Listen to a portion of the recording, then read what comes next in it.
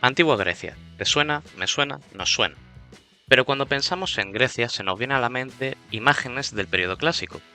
Hoy me quiero centrar en un periodo mucho más oscuro, la Edad Oscura. Aunque no lo parezca, la Edad Oscura no es un término peyorativo.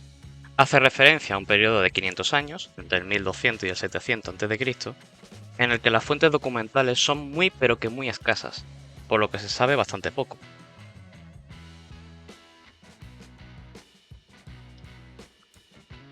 Por cómo se estructura la cronología griega, tradicionalmente se ha entendido la Edad Oscura como un periodo de transición entre las civilizaciones de la Edad del Bronce y las civilizaciones griegas clásicas de la Edad de Hierro.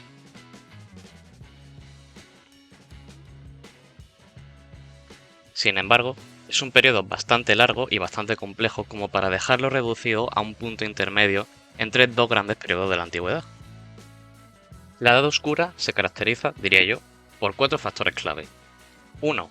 Ausencia de fuentes escritas, lo cual llegó a ser entendido como una analfabetización masiva del mundo griego, aunque ahora se sugiere que estos griegos usaron soporte de escritura perecedero, como el papiro, las pieles, etc. 2. Cambios bruscos en la demografía y el clima del Mediterráneo oriental. Este punto lo desarrollaré un poco más adelante. 3. Cambios en la estructura política y productiva de la sociedad griega, que lo explicaré también más adelante. Y 4. El colapso de muchas civilizaciones del Mediterráneo oriental y Oriente Medio, como la civilización micénica, el reino hitita, los casitas de Mesopotamia y la destrucción de muchísimas ciudades de las costas mediterráneas. Todo esto vino acompañado con un colapso de las redes del comercio y una contracción económica que afectó prácticamente a todas las civilizaciones que mantenían contacto con el Mediterráneo y Oriente Próximo. En el caso griego, también vemos cómo se pierden las técnicas alfareras tradicionales, pasando a producciones cerámicas muy rudimentarias y simples, aunque en esta edad oscura surgirán los estilos protogeométrico y el geométrico, que son de mis favoritos.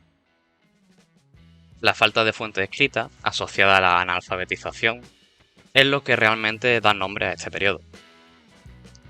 Quizás lo más interesante sea el cambio drástico de los sistemas de escritura que encontramos antes y después de la Edad Oscura. Las civilizaciones de la Edad del Bronce usaban la escritura lineal A de la civilización minoica, que no tiene origen indoeuropeo y aún no se ha descifrado, y la lineal B de la civilización micénica, que sí es de origen indoeuropeo y sí está descifrada. Pero una vez llegamos al siglo VIII, ya en el periodo arcaico, vemos que el sistema de escritura empleado es el alfabeto fenicio, de origen semita y del que proviene el nuestro. Esto sugiere que es a través del contacto con los fenicios que se adopta un sistema de escritura permanente, el alfabeto griego actual básicamente. Esto nos indica que a la altura del siglo VIII hay un nivel de estabilidad política y social que permite el afloramiento de rutas de comercio y contacto cultural, que para los fenicios ya estaban bien implementadas desde prácticamente el siglo X, y se alcanzaron niveles de alfabetización bastante más elevados, por lo menos ahora sí somos testigos de ello.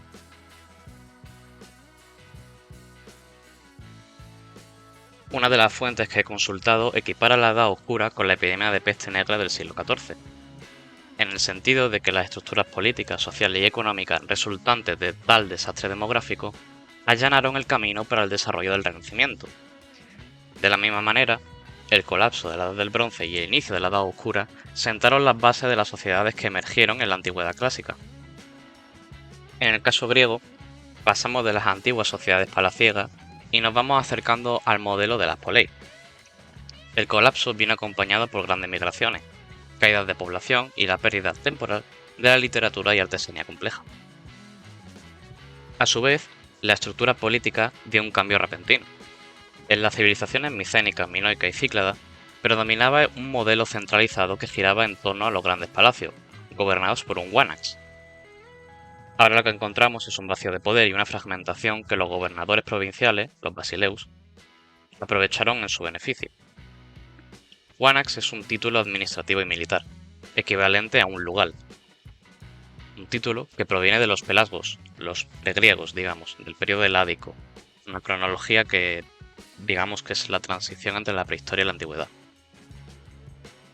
Y basaban su poder político en tres factores: los lazos familiares, ya que era un cargo dinástico, la ideología religiosa que legitima su mandato y una serie de cualidades físicas y mentales como la fuerza y la sabiduría.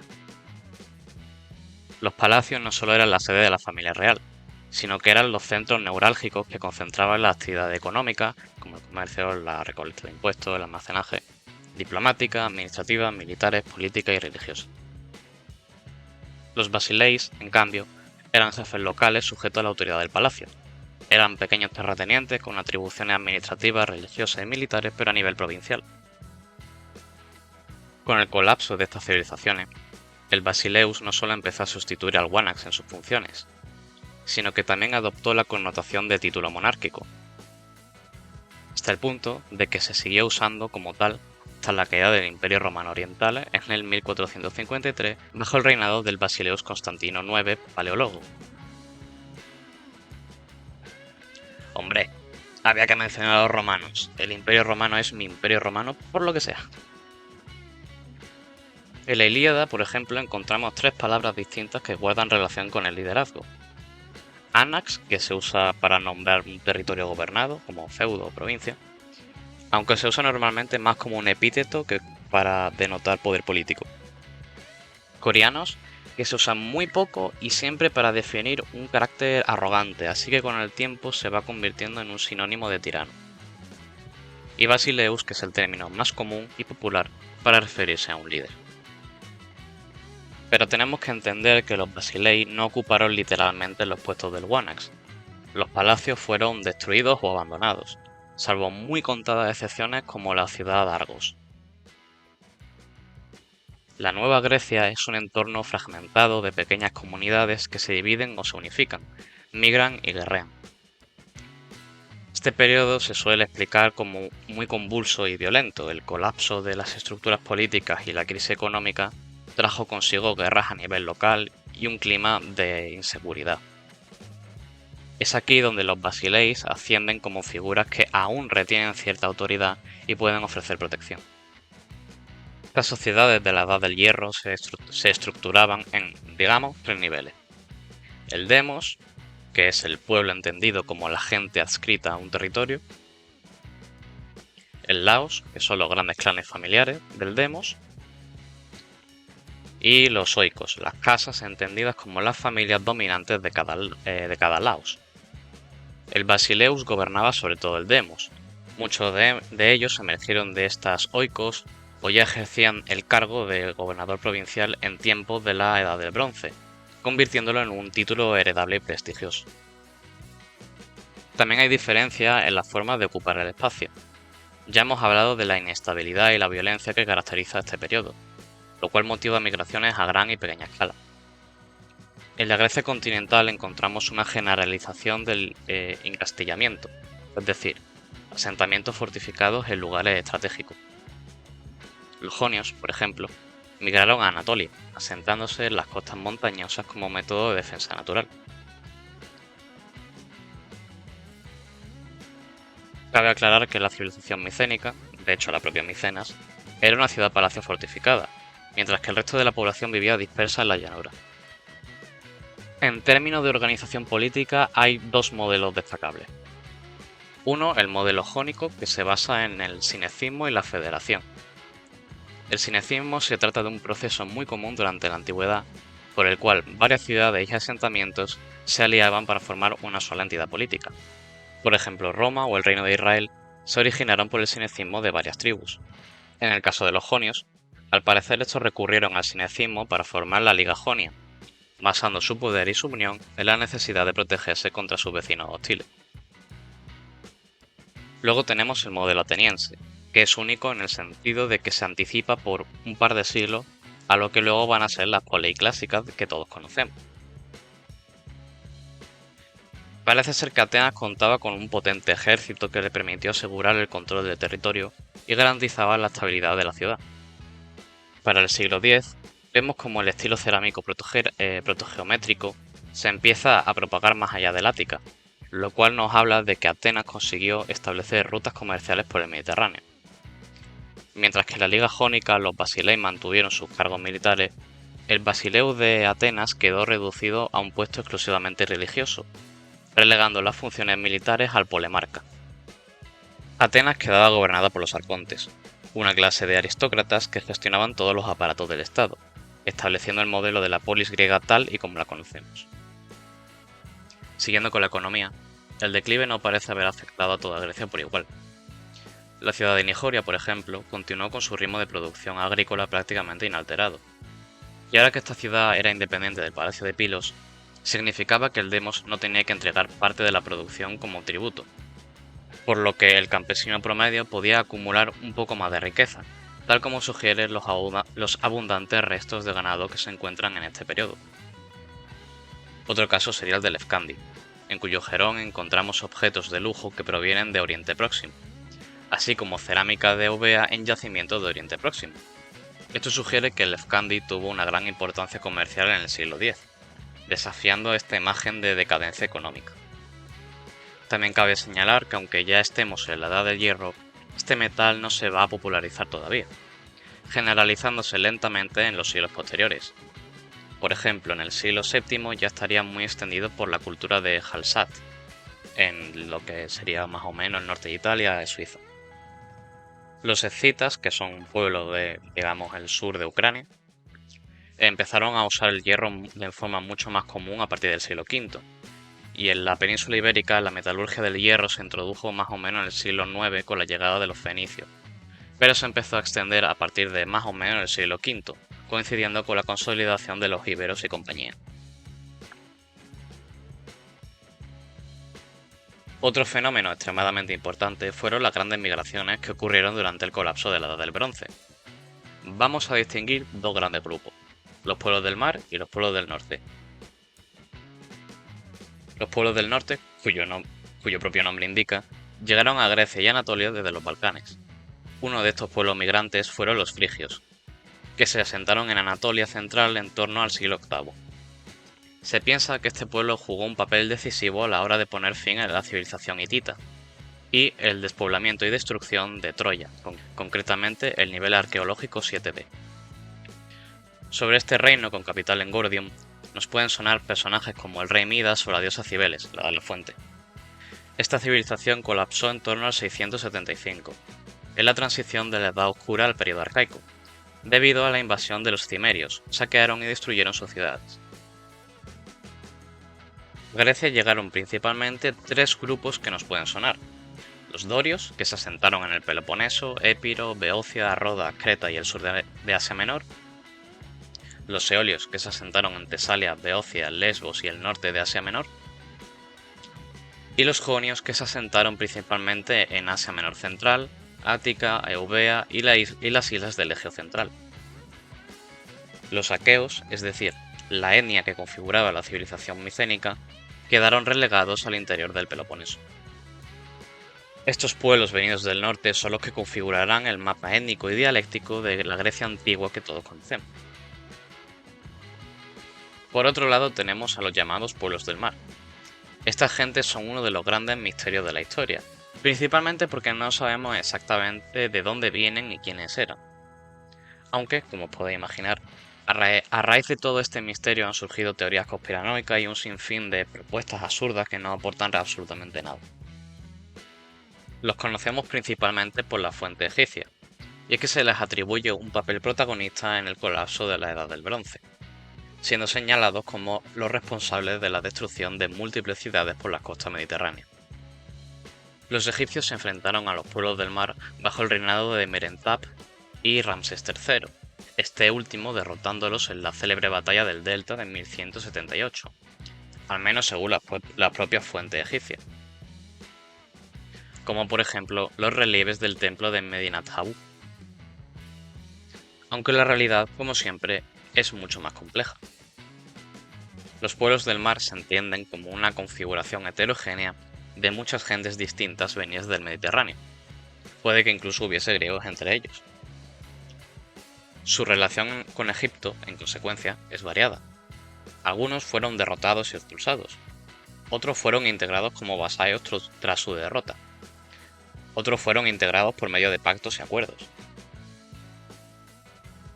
Las propias fuentes dejan claro que los pueblos del mar son un conjunto de tribus diversas, algunas de las cuales fueron nombradas por los egipcios: los Sherdet, Peleset, Terash, Luca, Tejerk. Que tengamos sus nombres puede ser muy útil para identificarlos, pero la verdad es que estos nombres solo causan más confusión, ya que resulta difícil establecer paralelos y equivalencias con los nombres de otros pueblos que se conocen. Aún así, los Peleset han sido identificados como los filisteos y los Luca como los licios. Algunos especialistas incluso han sugerido que los etruscos y escitas formaron parte de estos pueblos del mar, aunque esto ni está del todo bien comprobado y es más especulación que otra cosa. También parece que no son pueblos que aparecen de la nada, vienen y se van, sino que ya se les conocía de antes y a menudo se les contrataba como mercenarios. En la batalla de Kadesh de 1274, que enfrentó a Egipto de Ramsés II y el Imperio Hitita, tanto los Sherdan y los Lucas participaron como mercenarios en ambos bandos.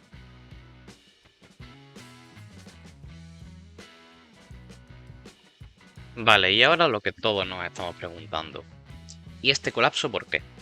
Pues existen varias teorías, muchas de ellas complementarias y multifacéticas, que van desde un aumento de la conflictividad social hasta la sucesión de varios terremotos a escala regional que desestabilizaron la política interna y destruyeron algunas ciudades. Para esta sección, yo me voy a centrar particularmente en los motivos climáticos. Este artículo sugiere que la Edad del Hierro era mucho más árida y fría que el periodo anterior, lo cual pudo haber afectado severamente a estas culturas. Uno de los factores claves de este clima es que una menor temperatura se traduce en un ratio de evaporación mucho menor, lo cual supone una amenaza directa a la agricultura de la región y también un menor acceso al agua dulce potable. Estas cuestiones incrementaron las desigualdades de clase, motivaron grandes migraciones que llevaron a la caída de las sociedades palaciegas y resultaron en una reducción demográfica que se puede atestiguar en el registro arqueológico ante la ausencia de grandes centros urbanos, una peor producción alfarera y la ausencia de fuentes escritas en Grecia. Esta teoría coge mucha más fuerza cuando se compara el paleoclima de Europa por esta fecha con el de Asia y África. Vemos que desde Francia hasta el Tíbet hay un periodo de varios siglos en el que el clima es mucho más frío y seco. Aunque la duración varía según la región, en la zona del Mediterráneo oriental coinciden más o menos con la cronología de la Edad Oscura griega. La Edad Oscura para los griegos no solo supuso el fin de ciertas civilizaciones y grandes cambios sociopolíticos, sino que también marcó el fin de su mitología. Aquí hay que entender que la mitología griega no es su religión, sino que se tratan de historias sobre su pasado. La religión son los ritos oficiales, ceremonias, costumbres y tal. Pero la mitología es una construcción ficticia del pasado. Los griegos creían que estas historias de dioses y héroes formaban parte de la realidad física, que sucedieron a lo largo del segundo milenio a.C. Esto les sirve a los reyes para proclamarse descendientes de los héroes y legitimar su gobierno. Los dorios, por ejemplo, se llamaron Heráclidas, es decir, los descendientes de los hijos de Hércules que regresaban a Grecia. No hay una separación entre mitología e historia, pero esto no significa que los griegos se lo creyesen absolutamente todo sin cuestionarlo. De hecho, había autores e intelectuales que eran bastante críticos con esta historia mitológica. Sobre la cronología de la mitología griega ya he hablado un poco en otra ocasión, pero resumidamente los griegos entienden que el paso del tiempo es cíclico y hay una serie de reseteos, por así decirlo. Al principio del todo, el mundo estaba gobernado por los primordiales, que fueron derrotados por los titanes, y luego fueron los dioses los que derrotaron a los titanes. Ahora estamos en la era donde gobiernan los dioses, creadores de los humanos.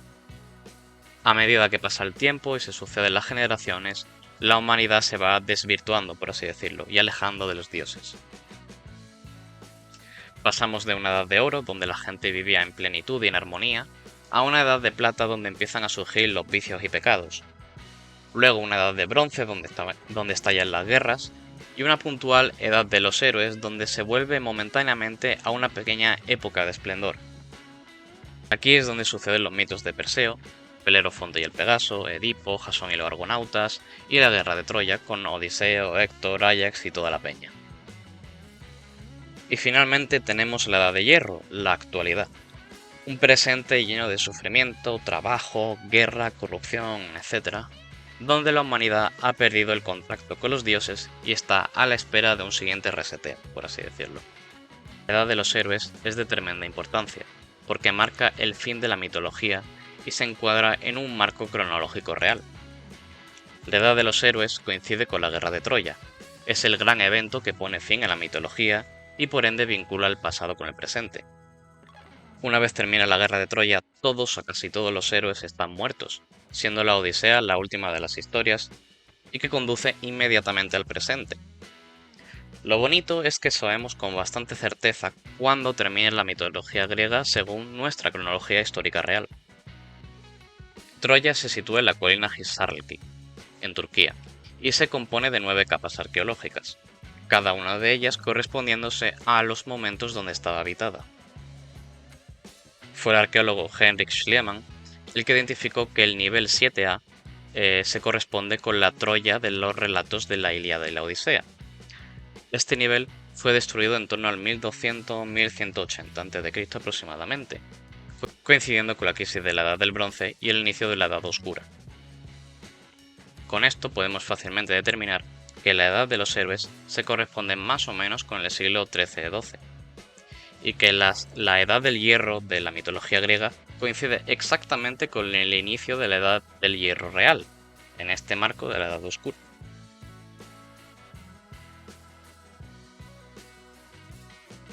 Con todo esto en mente, podemos entender que entre el 1200 y el 700, el mundo griego, mediterráneo y próximo oriental experimentó una serie de cambios radicales que transformaron completamente el mapa político, la organización social y las relaciones económicas. Un poco similar a lo que supuso la peste negra. Después de un desastre demográfico llega, con el tiempo, un renacimiento. Aunque bueno, para nuestro caso sería más bien un pre-renacimiento, por aquello de que es precisamente a partir del siglo VIII cuando se desarrolla la antigüedad clásica, con lo que estamos más familiarizados. En cualquier caso, no se trata de un periodo de 500 años de decadencia, ni una simple etapa de transición, sino de un periodo complejo que define el mundo mediterráneo posterior. Antes de terminar, quiero soltar un bombazo arqueológico. He tardado más de lo esperado en hacer este vídeo porque al parecer se acaba de descifrar el lineal A, la escritura de la civilización minoica. Si la traducción que se ha hecho es correcta, los textos siguen una escritura muy similar al tipo de escritura que se usaba en Canaán, la actual costa de Siria y Líbano, donde estaban los fenicios básicamente. Es decir, que el idioma de los antiguos minoicos es de raíces semíticas. Esto encaja con una de las teorías sobre los orígenes de los Peleset, uno de los pueblos del mar, sugiriendo que los filisteos son de origen griego. Esto encaja también con la evidencia arqueológica, ya que se ha encontrado bastante cerámica griega en esta región de Filistea, lo que vendría siendo como el sur de Palestina, la franja de Gaza básicamente. En un principio yo pensaba que se podía tratar de algo más simple como la transmisión de técnica alfarera o la existencia de un barrio de artesano griego, algo muy plausible y con bastantes paralelos en otras partes del Mediterráneo. Por ejemplo, aquí en Malaca, la Málaga actual, una ciudad de origen fenicio, había un barrio griego. Pero el hecho de que los filisteos potencialmente tengan un origen griego, a mí me sugiere que existieron contactos mucho más estrechos entre Palestina y Grecia durante la Edad del Hierro temprana. Todo esto sugiere que los minoicos o bien son en origen una población semita que se asentó en Creta, o bien adoptaron este idioma fruto de contactos con Oriente Medio.